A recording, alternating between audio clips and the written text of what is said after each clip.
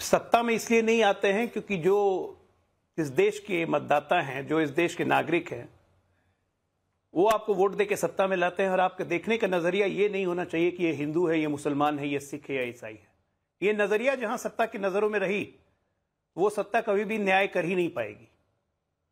जब प्रधानमंत्री कहते हैं सबका साथ, सबका विकास, सबका प्रयास, सबका विश्वास, ये नजरिया है कि सबको एक समानता, एक बराबर से देखेंगे। आज मैं कहूंगा कि मुसलमानों की लिटरेसी रेट, वारिस भाई मानेंगे कि 2001 में जो लिटरेसी रेट थी और आज 2024 में जो लिटरेसी रेट है, ये कहीं ना कहीं मदरसों का जो मॉडर्नाइजेशन हुआ है, प्लस मुस्लिम बच्चे जो स्कूल जाना शुरू किए, खासकर मुस्लिम लड़कियां, ये कमाल के लिटरेसी रेट है। आज हमारे देश का लिटरेसी रेट लगभग 81% पहुंच चुका है। देश अवेयर हो रहा है। ये सिर्फ मुसलमानों की मैं बात नहीं कर रहा हूं, मैं देश की कलेक्टिव बात कर रहा हूं। लाभार्थी योजना आप देखिए, सबको लोग लेके चल रहे हैं। एक एवरेज 33% सिर्फ मुस्लिम्स हैं, जबकि मुस्लिम की आबादी तो 33% नहीं है। ये शो करता है कि गरीबी से निकलने की जो 25 करोड़ हमारे गरीबी रेखा से निकले हैं, उसमें फिर से 35% इसमें मुसलमान हैं। तो वारिस भाई को तो इसमें खुश होना चाहिए ना। अब मुझे अगर आप ही बताइए, आप तो न्यूज में हैं, रोज दिन कवर करते हैं, पूरे देश को कवर करते हैं, कहां मस्जिद तोड़ दी भैया? जो बोल रहे थे कि हमारी मस्जिदें तोड़ी जा रही हैं, अवैध मदरसे तोड़े गए हैं आसाम में, मस्जिदें कहां तोड़ी गई हैं? ये होता है टीवी पे बैठ के झूठा नैरेटिव फैलाना। अगर कोई सरकारी जमीन अतिक्रमण, मैं बताता हूं, आपको नहीं पता या मंदिर, अजय आलोक जी, मैं आपको बताता हूं मस्जिदें कहां तोड़ी गई हैं। मस्जिदें तेलंगाना में तोड़ी गई थी, जिसके बारे में वारिस पठान और इनकी पार्टी के लोग कुछ ज्यादा नहीं बोलते, क्योंकि अभी वहां पिछले जो मुख्यमंत्री थे वो ओवैसी साहब के बहुत अच्छे मित्र थे। वारिस पठान साहब, तेलंगाना में मस्जिदें तोड़ी गई हैं, सही है ये? बिल्कुल, वहां तोड़ी गई थी।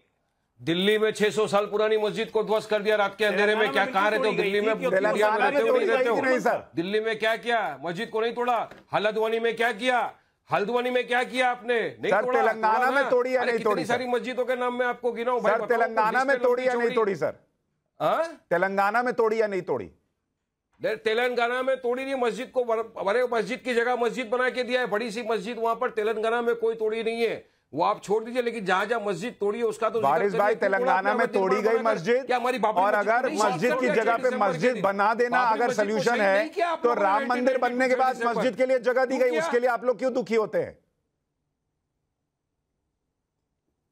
आपने नहीं दिया। राम मंदिर का जो फैसला आया है वो सुप्रीम कोर्ट ने आस्था की बुनियाद पर दिया है। सुप्रीम कोर्ट ने अपने जजमेंट में कहा है, चीफ जस्टिस गोगोई ने कहा है कि हमारे पास कोई प्रमाण ऐसे नहीं है कि किसी मंदिर को तोड़ के मस्जिद बनाया गया है। गोगोई ने कहा है कि एएसआई का सर्वे रिपोर्ट भी दर्शाता नहीं है कि 23 और 24 तारीख की दिसंबर की रात को अचानक से जो मूर्ति प्रकट हो गई थी उसका कोई प्रमाण नहीं है। आस्था की बुनियाद पर यह फैसला दिया गया था, एविडेंस की बुनियाद पर नहीं था। यह आपको मानना पड़ेगा। और मेरा आज भी बोलना है, कल भी बोलूंगा, मरते दम तक बोलूंगा, हमारी औलादों को भी बताएंगे सिन्हा साहब कि हमारी बाबरी मस्जिद को 6 दिसंबर 1992 को एक कॉन्स्पिरेसी के तहत शहीद कर दिया गया, और एक जगह जहां मस्जिद थी है ता कयामत तक रहेगी। ये मेरी ईमान है, ये मेरा आस्था है, ये मेरा मानना है। इसको आपको मानना पड़ेगा। मानना है, मानिए, नहीं मानना नहीं मानिए। मैं अजय आलोक जी आपको मौका दे रहा हूं, और लोकेश भाई आपके पास भी आ रहा हूं। अजय भाई आपके पास आ रहा हूं, लोकेश भाई आपके पास भी आ रहा हूं। आस्था का क्या? नहीं, वारिस पठान साहब, आपका ये कहना है कि बाबरी मस्जिद को शहीद कर दिया गया।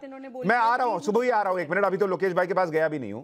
वारिस पठान साहब, मस्जिद को शहीद कर दिया गया और वहां पर मस्जिद थी। ऐसी ही मस्जिद तेलंगाना में भी शहीद हुई, मैं आपके ही शब्द का इस्तेमाल कर रहा हूं, और वहां दूसरी जगह आपको मस्जिद बना के दे दी गई। आपको उससे दिक्कत नहीं है, क्योंकि वहां मुख्यमंत्री आपके दोस्त थे, आपकी पार्टी के बड़े नेता के दोस्त थे।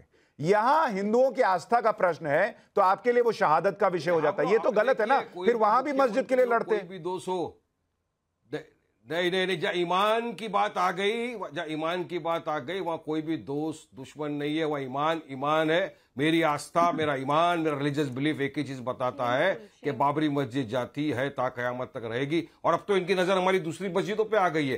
30,000 मस्जिदों का लिस्ट लेकर बैठे, प्लेसेस ऑफ वर्शिप एक्ट 1991 की भी धजिया उड़ा रहे हैं ये लोग। जो बना क्यों था, अजय आलोक को मालूम है प्लेसेस ऑफ वर्शिप एक्ट क्यों आया था?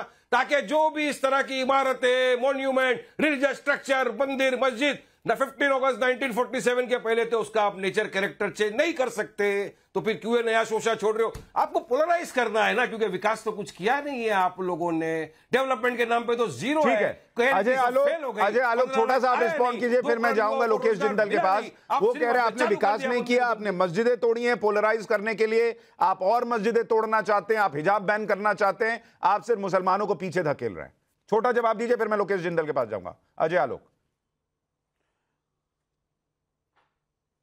मैं पहली बात कि मैं इनसे ये यूजलेस डिबेट में इनसे पढ़ना ही नहीं चाहता हूं, क्योंकि इनका काम है भड़काना, इनका काम है आग लगाना। सच्चाई तो ये है कि 14 में भी और 19 में भी 7 से 9% मुसलमानों के वोट हमें मिलते रहे हैं, और हमारा यही प्रयास है लगातार कि ये वोट प्रतिशत हमारा बढ़े, और ये बढ़ रहा है। इनके चाहने या ना चाहने से कुछ नहीं होता है। देवबंद की सीट हम जीतते हैं तो इसका मतलब होता है कि हमें मुसलमान वोट कर रहे हैं, ठीक है ना, जहां से अलग अलग फतवे जारी होते हैं। इस आज की तारीख में इनका एक ही काम हो गया है, ये जो प्लेसेस ऑफ वर्शिप एक्ट की बात कर रहे थे 1991 में, वो कुछ नहीं था, सिर्फ तुष्टीकरण था, प्योर तुष्टीकरण मुसलमानों के लिए, जिसका भारतीय जनता पार्टी ने उस वक्त भी विरोध किया था और आज भी करती है। तो अभी न्यायालय में मामला पेंडिंग है, इसलिए मैं कुछ बोलना नहीं चाहता हूं इस पर, लेकिन सिर्फ तुष्टीकरण की राजनीति से यह देश चला है 70 साल और कुछ नहीं। ये पैटर्न बदल रहा है, अब तुष्टीकरण नहीं होगा किसी का भी। ठीक है, तुष्टीकरण नहीं होगा। मैं लोकेश जिंदल के पास आऊं, उससे पहले हजारों वोट जो पड़ रहे हैं उसमें तीसरे सवाल का रुझान बता देता हूं।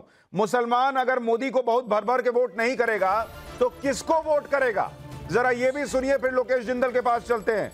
मुसलमान मोदी को छोड़कर किसे वोट करेगा, इस पर देश का रुझान।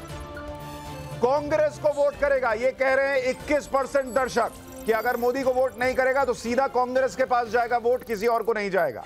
इंडी गठबंधन की पार्टियों को, चाहे वो टीएमसी हो, सपा हो, आरजेडी हो, किसी एनसीपी हो, किसी को भी वोट करेगा, ये कहने वाले 32% लोग हैं। ओवैसी की पार्टी को वोट जाएगा, ये कहने वाले मात्र 8.5% से भी कम लोग। और जो मोदी को हराए उसको वोट कर देगा। सबसे ज्यादा वोट इस ऑप्शन को गया, ऑप्शन डी। करीब 38% लोग दर्शक कह रहे हैं कि मुसलमान को फर्क नहीं पड़ता कि उसका भला कौन करेगा, वो सिर्फ इस बात पर वोट करेगा कि जो मोदी को हराए उसको वोट चला जाएगा। और ओवैसी साहब जो इतना मुसलमान करते हैं, उनकी पार्टी को वोट जाएगा, ये कहने वाले 8.5% के करीब लोग। अब लोकेश जिंदल आप बताइए, 10 साल में नरेंद्र मोदी ने क्या किया, और अगर कुछ नहीं किया मुसलमान के लिए तो भी 23,000 से ज्यादा वोट पड़े हैं, और ज्यादातर लोग कह रहे हैं कि जो मोदी को हराएगा उसको वोट जाएगा, कांग्रेस को वोट जाएगा, ये कहने वाले 21% लोग। सुशांत जी नमस्कार, पैनल पे आए सभी पैनलिस्ट को नमस्कार और दर्शकों को भी सादर नमस्कार। सुशांत जी, जब भी कोई सरकार किसी एक धर्म को प्राथमिकता देती है तो वो दूसरे धर्म के नागरिकों को एक दूसरा दर्जा दे देगी। पिछले 10 वर्षों में जो हुआ, उन 10 सालों में सरकार की नीतियों के कारण वर्तमान में मुसलमानों जो हिंदू नहीं है उनको एक दूसरे दर्जे के नागरिक की तरफ भारत देश में ट्रीट किया जा रहा है। ये वास्तविकता है। सुशांत जी, क्या हमने अपनी सभी सामाजिक आर्थिक समस्याओं का निवारण कर लिया है क्या? नहीं किया है। वर्तमान में भी हमारे पास कई ऐसी आर्थिक मुश्किलें हैं, सामाजिक मुश्किलें। पर लोकेश भाई, इसको थोड़ा फैक्चुअली अगर आप प्रूव करें, जैसे मैं अगर डेटा देखता हूं, जनधन अकाउंट पिछले 9 साल में सबसे ज्यादा मुसलमानों के खुले, बिजली पहुंची जो सबसे, और मैं सबसे निचले तबके की बात कर रहा हूं, उसमें मुसलमानों के घर में जो बिजली पहुंची वो हिंदुओं से भी ज्यादा पहुंची। जो प्रधानमंत्री आवास योजना के तहत घर मिले वो मुसलमानों को सबसे ज्यादा मिले। तो अगर मुसलमान के अंदर को लेकर नफरत फैलानी होती, उनको खत्म करना होता, तो ये सब क्यों हो रहा होता? सुशांत जी, आपका ये कहना है कि राजनीतिक तौर पर हम उन्हें एक दूसरे नागरिक का दर्जा दें और सामाजिक और आर्थिक विकास के आंकड़े समक्ष रखें, तो क्या ये न्यायिक है? क्या ये संवैधानिक है? क्या मेरा प्रश्न ये नहीं, पर किसी को घर दे रहे हैं सबसे ज्यादा, हिंदू से भी गरीब हिंदू, गरीब क्रिश्चियन, गरीब सिख से ज्यादा घर मिल रहा है, तो वो दूसरे दर्जे का नागरिक कैसे हो रहा है? मुझे नहीं समझ में आ रहा। सुशांत जी, मैं ये प्रश्न को एक और बार दोहराता हूँ। क्या किसी एक समुदाय का राजनीतिक स्तर नीचे कर उसे आर्थिक और सामाजिक स्तर की अगर हम फैसिलिटीज दे दें, सुविधाएं दे दे, तो क्या ये संवैधानिक नहीं है? तो क्या? राजनीतिक स्तर कैसे नीचे किया, थोड़ा इसको समझाइए, मैं नहीं समझ पा रहा हूं। जी जी, वर्तमान में 20% मुसलमानों की आबादी है। हाँ। ऐसा क्यों है कि सरकार को ऐसा नहीं लगता कि मुसलमानों के लिए उनका एक नेतृत्व देने के लिए उनके नेता जो है संसद में भी हो या फिर किसी भी एक जगह पर, ऐसा क्यों नहीं है कि लिस्ट में उन मुसलमानों को किसी भी प्रकार का रिप्रेजेंटेशन दिया जाए? नहीं तो ये तो कांग्रेस ने भी नहीं किया। जब हम बात करते हैं, कांग्रेस ने भी नहीं किया। आपने मनमोहन सिंह को एक सिख को बनाया प्राइम मिनिस्टर, आप मुसलमान को बना देते, इतने मुसलमान की चिंता थी। सुशांत जी, सिटीजनशिप अमेंडमेंट एक्ट के तहत केवल एक धर्म के विरुद्ध में एक एक्ट लाया गया। नहीं नहीं नहीं, एक्ट के शब्दों आप सारे फैक्चुअल गलत बात बोल रहे हैं सर, इसलिए मुझे टोकना पड़ रहा है बीच में। सीए किस धर्म के खिलाफ है भाई? जो माइनॉरिटीज हैं पाकिस्तान बांग्लादेश की, उनकी बात हो रही है। पाकिस्तान में क्या मुसलमान माइनॉरिटी है? बांग्लादेश में क्या मुसलमान माइनॉरिटी है? सुशांत जी, उस पर्टिकुलर एक्ट में लिखा हुआ है कि वहां से जो भी माइग्रेंट्स आएंगे, उन माइग्रेंट में केवल मुसलमानों को छोड़कर बाकी सभी जो धर्म के लोग हैं, अरे पर मुसलमान क्यों आएंगे भाई? वो पाकिस्तान में तो वो मुसलमान है जो हिंदुस्तान छोड़ के गए थे, वो अपना फैसला कर चुके। अब आज उनको हम कहें कि तुम यहाँ वापस आ जाओ, क्यों? अगर कोई मुसलमान भारत देश में आकर रहना चाहता है, मैं अदनान सामी की बात करता हूँ। अदनान सामी जो थे पाकिस्तान के नागरिक थे, वे पाकिस्तान छोड़कर भारत में आए, भारत में बस गए, भारत की नागरिकता ले ली। लेकिन मैं ये कह रहा हूं कि मुसलमान अगर यहाँ के रहना चाहता है, नागरिकता अप्लाई करे, उसको देखेंगे, देंगे। सीए के तहत उसको नागरिकता क्यों देंगे भाई? वो माइनॉरिटी है और वहां पे प्रताड़ित हो रहा है तो नहीं मिले, तब दे सकते हैं। अगर सिटीजनशिप अमेंडमेंट एक्ट की आवश्यकता नहीं थी, आप देखिए सिटीजनशिप अमेंडमेंट एक्ट 1955 का मैं उदाहरण लेता हूं, सेक्शन 6। अच्छा ठीक है, मैं थोड़ा सा माफी मांग रहा हूं का प्रावधान है सर, मैं ये मैच नहीं हो रहा इसलिए मैं कह रहा हूं, फैक्चुअली ठीक नहीं लग रहा, लेकिन मैं इसको सीए पे डिबेट नहीं ले जा रहा।